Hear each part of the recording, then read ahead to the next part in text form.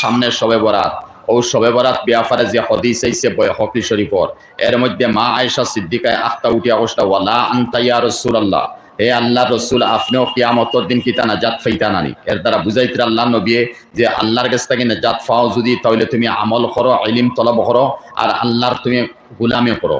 ও মা আয়েশা কইলা ইয়া রাসূলুল্লাহ, আমরা আল্লাহর গোলামি করিয়া নাজাত পাইতাম না কিয়ামতের দিন, তে আপনিও কিতা নাজাত পাইতা নানি?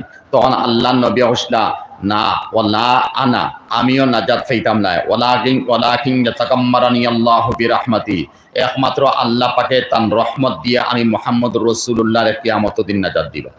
এখান দিয়া দলিল দেওয়া হয় যে আমরা ইলম তলব করিয়া ইলমর জরিয়া জাহান্নাম থেকে নাজাত পাইতাম না, আমলর জরিয়া জাহান্নাম থেকে নাজাত পাইতাম না, ইখলাসের উপরে আমল করার পরেও বহুত সময় আমরা জাহান্নাম থেকে নাজাত পাইতাম না। তো একমাত্র আল্লাহর দয়া লাগবো, আল্লাহর মদদ লাগবো, আল্লাহর সহায় লাগবো। আমরা যে মুদরসার মধ্যে আইয়া বইছি, মুদরসা বাবন মৌলানা সাহেব হইতা না, মৌলভী সাহেব না, বাবন মৌলভী সাহেবে এই মুদরসারে বানাইছেন রহমতুল্লাহ আলাইহি।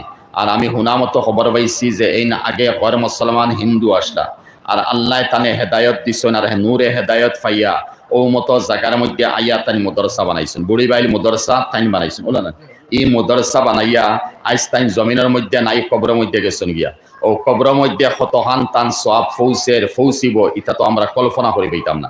কারণ কুরআনে করিমন তিলাবত করো, এক তালিবে ইলম আলিম বনের, হাফিজ বনের, ই বানানেওয়ালা খেয়ে আসলা, মুদদ কতজনে করছেন, সহায় কতজনে করছেন, ও সারার কবর উপরে এখন ইচ্ছা গিয়া পৌঁছিব, সবার কবরের মধ্যে এখন ইচ্ছা গিয়া পৌঁছিব।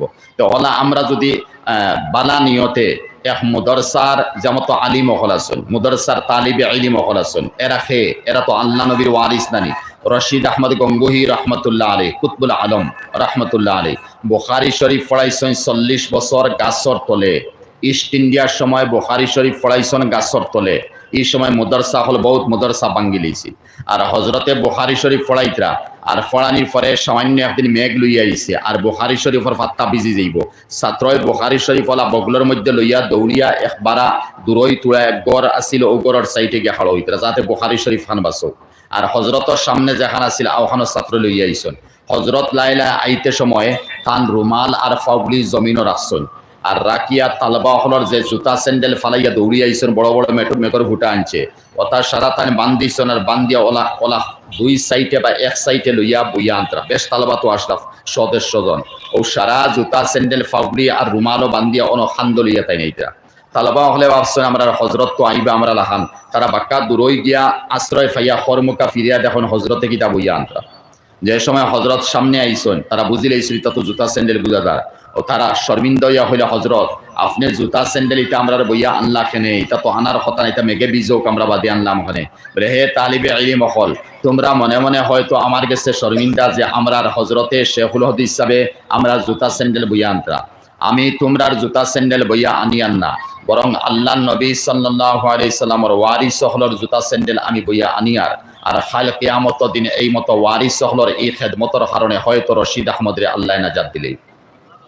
এখন তালিবে ইলমের খেদমত অন্য হলে নাই, জুতা স্যান্ডেল বইয়া কুতবুল আলম আর জানে ফকিহে আবু হানিফা জানে কইছে, মানে আবু হানিফায় ওয়াক্ত জানে কইছে, এত বড় ইলমের সাগর, ইলমে জাহির আর ইলমে বাতিনের ফাড় আসলো।